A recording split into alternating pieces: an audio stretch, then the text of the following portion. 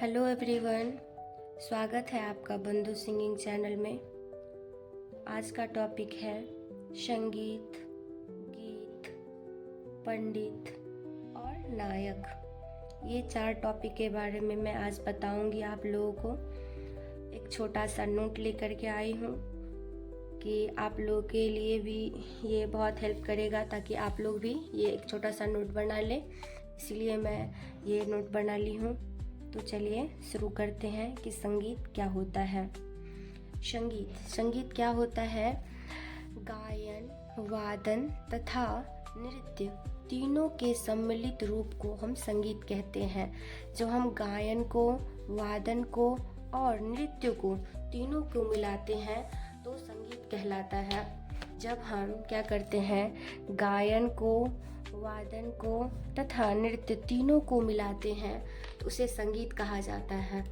संगीत के बारे में हो गया। चलिए अब गीत क्या होता है, गीत के बारे में जानते हैं।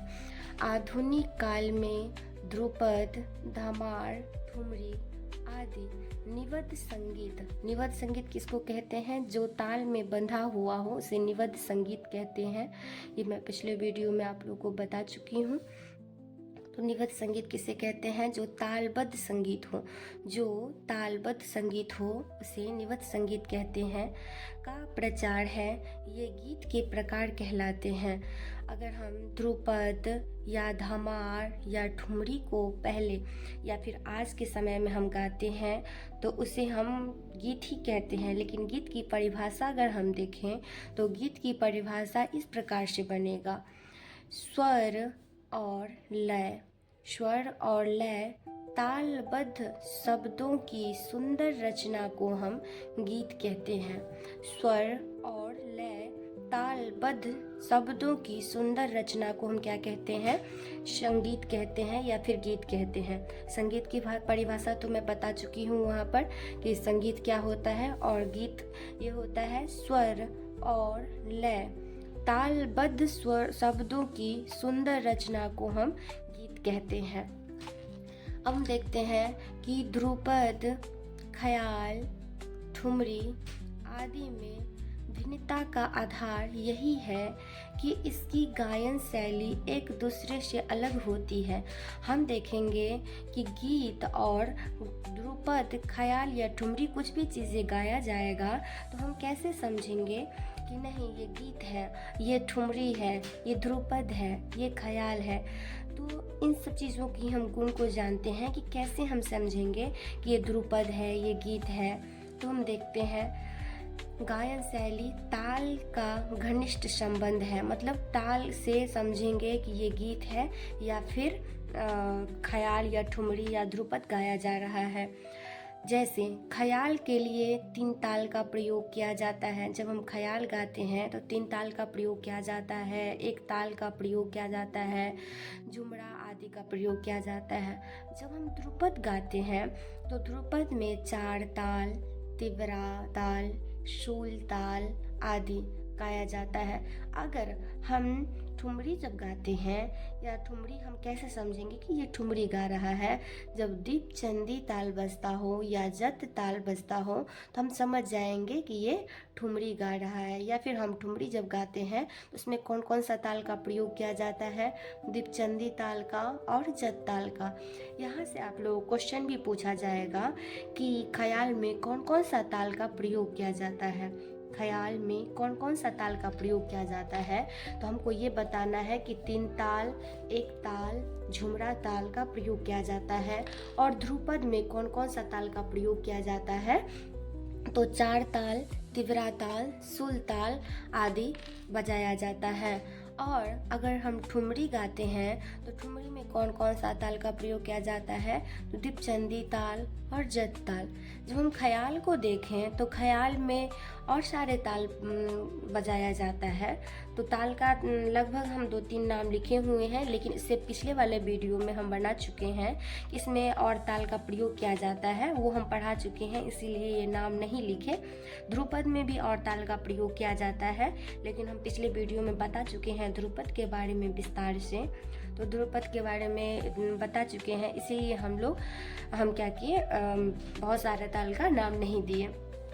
तो इतना समझ गए कि हम गीत को समझेंगे कैसे कि ये गीत है, ख्याल कैसे समझेंगे, ध्रुपद कैसे समझेंगे, ठुमरी कैसे समझेंगे कि ये ठुमरी है। अब हम जानते हैं कि पंडित किसको कहते हैं, पंडित किसको कहते हैं या पंडित क्या होते हैं। तो पंडित के बारे में हम जानते हैं, जो व्यक्ति कला में साधारण और संगीत शास्त्र में असाधारण हो, अर्थात जिसे संगीत शास्त्र का विशेष ज्ञान हो, पंडित कहलाता है। जिसे शास्त्र का और संगीत शास्त्र का पूर्ण ज्ञान हो, उसे पंडित कहलाता है।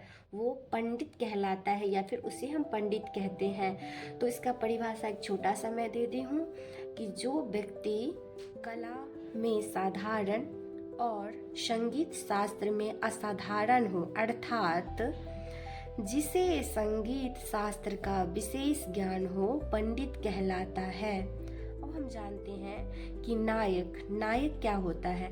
नायक क्या होता है, इसके दो अर्थ हैं। नायक के दो अर्थ हैं। कब हम समझेंगे कि ये नायक है, इसका दो अर्थ है। हम जानते हैं पहला अर्थ ये है कि जो व्यक्ति संगीत में नई नई रचना रचता है वो नायक कहलाता है। जो व्यक्ति संगीत में नई नई रचना रचता है उसे नायक कहते हैं। ऐसे व्यक्ति को संगीत तथा शास्त्र दोनों का ज्ञान होना आवश्यक है, अन्यथा वह सफल नायक नहीं बन सकता है। अगर कोई नायक व्यक्ति है, उनको संगीत की और शास्त्र की दोनों की पूर्ण ज्ञान होना चाहिए। अगर ये संगीत और शास्त्र की दोनों की पूर्ण ज्ञान है तभी वो सफल नायक बन पाएंगे, अन्यथा नहीं बन पाएंगे। अगर किसी में शास्त्र का सिर्फ ज्ञान है और संगीत का ज्ञान नहीं है तो समझ जाइए वो नायक नहीं कहलाएंगे। अगर संगीत का ज्ञान है और शास्त्र का ज्ञान नहीं है तो समझ जाइए कि वो नायक नहीं कहलाएंगे।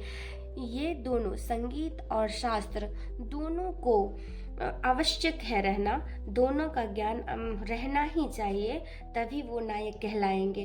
अब जानते हैं कि दूसरा अर्थ में नायक किसे कहते हैं। दूसरा अर्थ में जो व्यक्ति गुरु से प्राप्त विद्या में अपनी व्यक्तिगत प्रतिभा से कोई नई बात नहीं जोड़ता है, बोल रहा है कि जो व्यक्ति गुरु से प्राप्त विद्या, जो व्यक्ति गुरु से जो प्राप्त विद्या करता है उसमें कोई नई बात नहीं जोड़ता है। जैसे गुरु जी जो सिखाते हैं, गुरु जी कुछ भी चीज़ सिखाएं उसमें नई चीज़ नहीं जोड़ता है या फिर नई चीज़ नहीं बदलाव करता है, तो उसी को हम जब वो सिखाए हुए जो गुरुजी सिखाते हैं और वही जो गाते हैं सेम टू सेम, उसी को हम क्या कहते हैं, नायक कहते हैं। उस गायक